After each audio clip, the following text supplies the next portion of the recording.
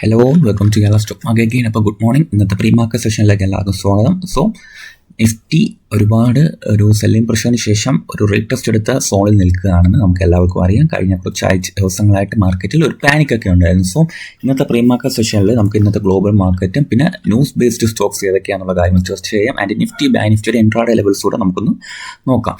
So ആദ്യം തന്നെ global market check ചെയ്യുമ്പോഴത്തേക്കും Dow Jones future slightly positive and Nasdaq and S&P 500 neutral to negative എന്നുള്ള രീതിയിൽ നിൽക്കുകയാണ്.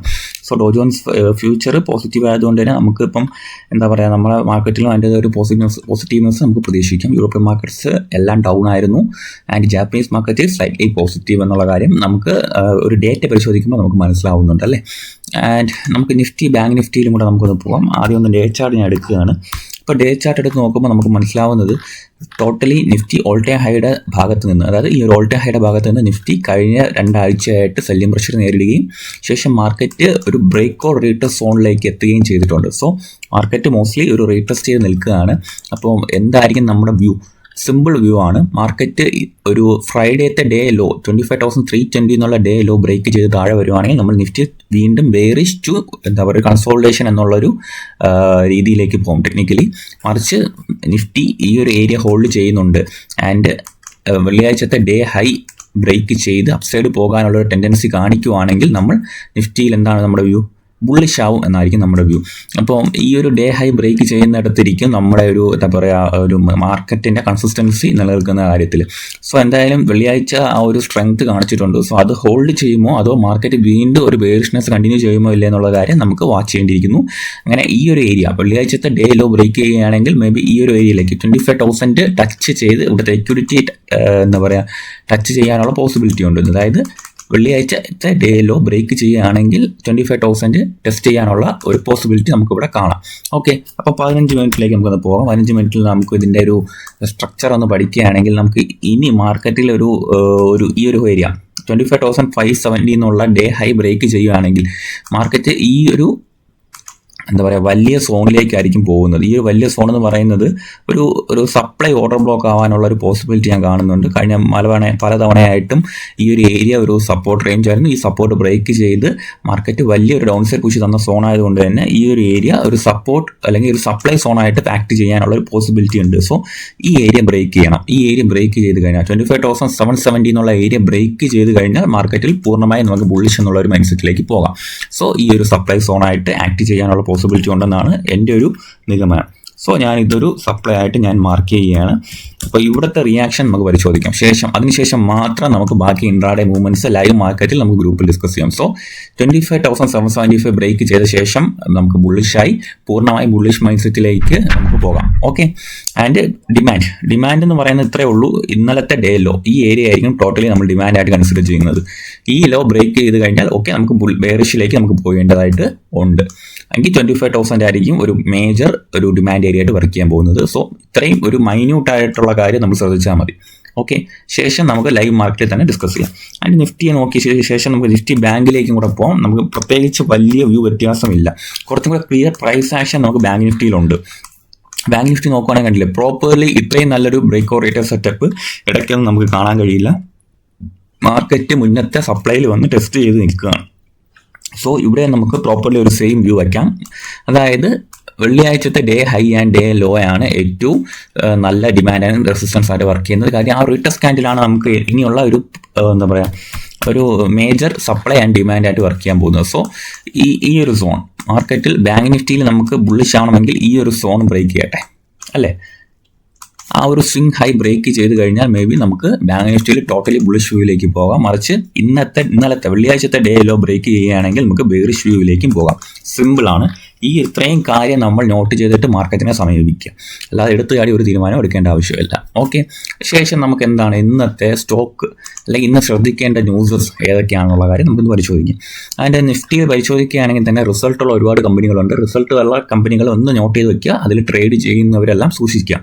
സോ റിസൾട്ടുള്ള കമ്പനികൾ ONGC ഉണ്ട്, Bajaj finance, Vodafone, Ather energy, Bajaj consumer care, ഹുഡ്കോ, Jindal stainless steel, Kalpataru, KP technologies, CE info system, Sun Pharma, advance research company, Spencer's retail, Bazaar style, അങ്ങനെ പല കമ്പനികളിലെയും result ഉണ്ട്. So വളരെ കെയർഫുള്ളായിട്ട് നിൽക്കേണ്ട ഒരു ദിവസമാണിന്ന്. ഓക്കെ, പിന്നെ നമുക്ക് വേറെ ചർച്ച ചെയ്യേണ്ട കുറച്ച് ഇഷ്യൂസ് ഉണ്ട്. സിർമയുടെ റിസൾട്ട് വരുന്നുണ്ട്, ത്രിവേണി ടർബിയം വരുന്നുണ്ട്, വിമാർട്ട് റീച്ചിൽ വരുന്നുണ്ട്. അപ്പോൾ ഇങ്ങനെ ഇത്രയും റിസൾട്ടുകൾ വരുന്ന സ്ഥിതിക്ക് കുറച്ച് കെയർഫുൾ ആയിട്ടിരിക്കുന്നതായിരിക്കും നമുക്ക് ഒരു എന്താ പറയുക തിങ്കളാഴ്ച ദിവസം എന്ന നിലയിൽ സേഫ്. അപ്പം ബജാജ് ഓട്ടോയുടെ റിസൾട്ട് നോക്കുകയാണെങ്കിൽ പ്രോഫിറ്റിനും റവന്യൂവിനും ഇൻക്രീസ് വന്നിട്ടുള്ളത് ഒരു പോസിറ്റീവ് ന്യൂസായിട്ട് ബജാജ് ഓട്ടോയിൽ കിടപ്പുണ്ട്.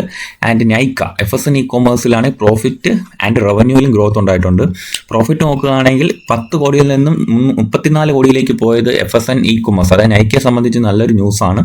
കല്യാൺ ജുവലേഴ്സിന്റെ പ്രോഫിറ്റ് ആൻഡ് റവന്യൂ സർജ് ഉണ്ടായിട്ടുണ്ട്. സ്നൈഡർ ഇന്ത്യയുടെ പ്രോഫിറ്റ് സ്ലൈറ്റ്ലി ഫോൾ ഉണ്ടായിട്ടുണ്ട്, ബട്ട് റവന്യൂവിൽ ഗ്രോത്ത് ഉണ്ടായിട്ടുണ്ട്. ആൻഡ് ട്രെൻഡ് ഓവറോൾ ഒരു പോസിറ്റീവ് റിസൾട്ട് ആയിരുന്നു. പ്രോഫിറ്റ് 335 കോടിയിൽ നിന്ന് 373 കോടിയിലേക്ക് വർദ്ധിച്ചു, അതായത് 10% 11% വർധനമാണ് ഉണ്ടായത്.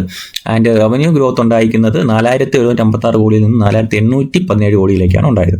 ഗ്ലോബൽ ഹെൽത്ത് റവന്യൂ ജമ്പ് ഉണ്ടായിട്ടുണ്ട്. റവന്യൂ പ്രോഫിറ്റും റവന്യൂവും സെയിംലി ഇൻക്രീസ് ചെയ്തിട്ടുണ്ട്. ന്യൂലാൻഡ് ലബോറട്ടറീസിന്റെ പ്രോഫിറ്റ് ആൻഡ് റവന്യൂ ഇൻക്രീസ് ചെയ്തിട്ടുണ്ട്. ഓക്കെ, പെട്രോനെറ്റിലെ ഒരു ചെറിയൊരു കാര്യമുള്ളതെന്ന് പറഞ്ഞാൽ 870 കോടിയായിരുന്ന പ്രോഫിറ്റ് സ്ലൈറ്റ്ലി കുറഞ്ഞ് 830 കോടിയായിട്ട് വന്നിട്ടുണ്ട്. അതിൻ്റെ റവന്യൂവിൽ സ്ലൈറ്റ്ലി ഡിക്ലൈൻ ഉണ്ടായിട്ടുണ്ട്. 3000 കോടിയിൽ നിന്ന് 11,000 കോടിയിലേക്ക് റവന്യൂ സ്ലൈറ്റ്ലി പെട്രോനെറ്റ് LNGയിൽ കുറഞ്ഞിട്ടുണ്ട്. സോ അതൊരു സ്ലൈറ്റ്ലി കൺസേൺ ആണ്. And SCA shipping corporation of ഇന്ത്യയിലും profit and revenue lightly decline വന്നിട്ടുണ്ട്. സോ അടുത്ത ക്വാർട്ടറൊക്കെ ആകുമ്പോൾ അത് റെഡി വരുമെന്ന് നമുക്കൊന്ന് പ്രതീക്ഷിക്കാം. And NALCO profit and revenue growth ഉണ്ടായിട്ടുള്ള പോസിറ്റീവ് ന്യൂസാണ്. ഫോഴ്സ് മോട്ടോഴ്സിന്റെ പ്രോഫിറ്റ് ആൻഡ് റവന്യൂ ഗ്രോത്ത് ഉണ്ടായിട്ടുണ്ട്. Torrent profit and revenue growth ഉണ്ടായിട്ടുണ്ട്. സോ കുറച്ചധികം സ്റ്റോക്സിന്റെ പോസിറ്റീവായിട്ട് റിസൾട്ട് ഉണ്ട്. ഇത് ഈ സ്റ്റോക്സിനെ റിസൾട്ട് ബേസ്ഡ് ആയിട്ട് നോക്കുകയാണെങ്കിൽ ഒരുപാട് ഹെൽപ്ഫുൾ ആയിരിക്കും തോന്നുന്നു. ഇങ്ങനത്തെ ഒരു മാർക്കറ്റിൽ കുറേയധികം സ്റ്റോക്സ് പ്രോഫിറ്റബിൾ ആയിട്ട് റിസൾട്ട് വന്നത്. ആൻഡ് ഒലക്ട്ര ഗ്രീൻ ടെക് ആണെങ്കിൽ പ്രോഫിറ്റ് ആൻഡ് റവന്യൂ ഗ്രോത്ത് ഉണ്ടായിട്ടുണ്ട്. ആനന്ദ് രാജ് ഉള്ളതിൽ ഏറ്റവും പ്രധാനപ്പെട്ട റിസൾട്ടുകളാണ്. ആനന്ദ് രാജാണ് 105 കോടിയിൽ നിന്ന് 138 കോടിയിലേക്ക് പ്രോഫിറ്റ് ഗ്രോത്ത് ഉണ്ടായിട്ടുണ്ട്. അതിൻ്റെ റവന്യൂ ഓൾസോ 512 കോടിയിൽ നിന്നും 630 കോടിയിലേക്കുള്ളത് ഒരു പോസിറ്റീവ് കാര്യമാണ്. വോൾട്ടാം നോക്കുകയാണെങ്കിൽ 75 കോടിയിൽ നിന്ന് 78 കോടിയിലേക്ക് പ്രോഫിറ്റ് ജമ്പ് ചെയ്തിട്ടുണ്ട്. ആൻഡ് 397.7 ക്രോസിൽ നിന്നും 482.6 ക്രോസിലേക്ക് വോൾട്ടാമ്പിന് ഒരു പോസിറ്റീവ് റിസൾട്ട് ഉണ്ടായിട്ടുണ്ട്, Q2 result. And Lumax auto revenue and profit spike ചെയ്തിട്ടുണ്ട്. പിന്നെ അശോക ബിൽക്കോന്റെ ന്യൂസ് എന്ന് പറഞ്ഞാൽ കമ്പനിക്ക് ഒരു ലെറ്റർ ഓഫ് അക്സെപ്റ്റൻസ് വന്നിട്ടുണ്ട് ഫ്രം നോർത്ത് വെസ്റ്റേൺ റെയിൽവേ ജയ്പൂരിൽ നിന്ന്. പ്രൊജക്ട് അപ്ഗ്രേഡേഷൻ ഒരു പ്രൊജക്റ്റാണ് വന്നിരിക്കുന്നത്. ഇലക്ട്രിക് റിയാക്ഷൻ സിസ്റ്റത്തിന്റെ അപ്ഗ്രേഡേഷൻ പ്രൊജക്റ്റാണ് അശോക ബിൽക്കോണിൽ ഇപ്പോൾ നിലവിൽ വന്നിരിക്കുന്നത്. സോ പോസിറ്റീവ് ന്യൂസ് എന്ന് നമുക്ക് പറയാം. HAL general electric company USA പ്രധാന ഒരു കമ്പനിയാണ് നമുക്കറിയാം. ജനറൽ ഇലക്ട്രിക് അവരുമായിട്ട് ഒരു supply of 113F405 GE IN20 എൻജിൻസിന്റെ സപ്ലൈക്ക് വേണ്ടിയിട്ടുള്ള ഒരു എഗ്രിമെന്റ് ജനറൽ ഇലക്ട്രിക് കമ്പനിയുമായിട്ട് ഹിന്ദുസ്ഥാൻ എയറോനോട്ടിക്സിന് ഉണ്ടായിട്ടുണ്ട്. പോസിറ്റീവ് ന്യൂസ് ആണ്. ഓക്കെ, സ്വിഗ്ഗി എന്ന് പറഞ്ഞാൽ 10,000 കോടി QIP വഴി റേസ് ചെയ്യാനായിട്ടുള്ള ഫണ്ട് റേസിംഗ് തീരുമാനമെടുത്തതായിട്ട് ന്യൂസിൽ പറയുന്നുണ്ട്. So Swiggy is on focus. പിന്നെ ബയോകോണിന്റെ ഒരു പ്ലാന്റിൽ US ഫുഡ് ആൻഡ് ഡ്രഗ് അഡ്മിനിസ്ട്രേഷൻ്റെ USFDA സർവൈലൻസ് നടന്നു എന്നുള്ളതും ഒരു കാര്യമാണ്. 2 ഒബ്സർവേഷൻ ഇൻസ്പെക്ഷന് ശേഷം 2 ഒബ്സർവേഷൻ കൊടുത്തിട്ടുണ്ടെന്നുള്ള കാര്യവും ന്യൂസായി വരുന്നുണ്ട്. സോ എന്താണ് ഒബ്സർവേഷൻസ് എന്ന കാര്യങ്ങൾ നമുക്ക് വന്നിട്ടില്ല. ഒരു റെഗുലേറ്ററിൻ്റെ എന്തായിരിക്കും എന്നുള്ള കാര്യങ്ങളൊന്നും പുറത്ത് വന്നിട്ടില്ല. So let's watch it. And ലൂപ്പിന് USFDA ഒരു ഓൺസൈറ്റ് ക്ലിനിക്കൽ ഇൻസ്പെക്ഷൻ പൂർത്തിയാക്കിയിട്ടുണ്ട്. ബാക്കി ഡീറ്റെയിൽസ് ഒന്നും വന്നിട്ടില്ല. 0 ഒബ്സർവേഷൻ എന്നാണ് ന്യൂസ് ഉള്ളത്. സോ അത് വലിയ പാനിക്കിനുള്ള കാര്യമില്ല ലൂപ്പിൻ്റെ ഒരു സംബന്ധിച്ച്. ആൻഡ് പിന്നെ ഒരു പ്രധാനപ്പെട്ട ന്യൂസ് പറഞ്ഞാൽ പതഞ്ജലി ഫുഡ്സ് ആണ്. Patanjali 1.75 rupees per share dividend പ്രഖ്യാപിച്ചിട്ടുണ്ട്. റെക്കോർഡ് ഡേറ്റ് ആയിട്ട് പറഞ്ഞിരിക്കുന്നത് November 13 so Patanjali foods hold ചെയ്യുന്നവർ വാങ്ങുന്നവരെല്ലാം ശ്രദ്ധിക്കുക. ഓക്കെ, സോ ഇത്രയും പ്രധാനപ്പെട്ട ന്യൂസ് ബേസ്ഡ് ഒന്നുമില്ല. കുറച്ചധികം നല്ല റിസൾട്ട് വന്നു എന്നുള്ളത് ഒരു കാര്യമേ ഉള്ളൂ. നമുക്ക് ബാക്കി കാര്യങ്ങൾ ഇന്നത്തെ ഒരു ട്രേഡിൻ്റെ കഴിയട്ടെ. നമുക്ക് തിങ്കളാഴ്ച ദിവസം വലിയ കാര്യങ്ങളും തീരുമാനം എടുക്കാൻ പറ്റത്തില്ല. അപ്പം മാർക്കറ്റ് ബാങ്ക് നിഫ്റ്റി നമ്മുടെ ലെവൽസ് ഒന്ന് എന്താ പറയുക വാലിഡേറ്റ് ചെയ്യുന്നുണ്ടോ എന്ന് നോക്കിയ ശേഷം മാത്രം ചൊവ്വ ബുധൻ വ്യാഴ ദിവസങ്ങളിൽ നമുക്ക് കുറച്ച് അഗ്രസീവായിട്ടുള്ള ട്രേഡുകളൊക്കെ പരീക്ഷിച്ചാൽ മതി. തൽക്കാലം ഇന്നൊന്ന് സമാധാനപരമായിട്ട് വാച്ച് ചെയ്യുക. മാർക്കറ്റ് ഒന്ന് ഈ ഒരു ഏരിയാസ് ഹോൾഡ് ചെയ്യുന്നോ ഇല്ലയോ എന്നുള്ള കാര്യം നമുക്ക് നോക്കാം അല്ലേ.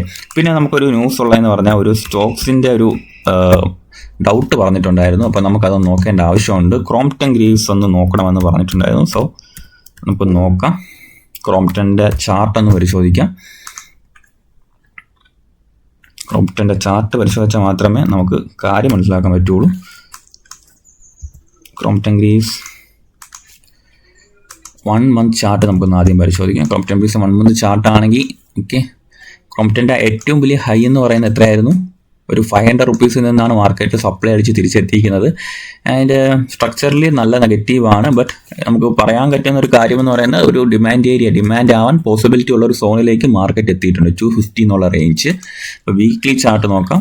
വീക്ക്ലിയിലായാലും അല്ല, ഇങ്ങനത്തെ ഒരു സ്ട്രക്ചർ വരുമ്പോഴത്തേക്ക് ഞാൻ കുറച്ച് കെയർഫുൾ ആയിട്ടിരിക്കാനേ ഞാൻ പറയത്തുള്ളൂ. സോ ഇങ്ങനത്തെ സ്ട്രക്ചറുകൾ മിക്കവാറും ബ്രേക്ക് ഡൗൺ ചെയ്ത ശേഷമായിരിക്കും തിരിച്ച് റിട്ടേൺ ചെയ്യുക.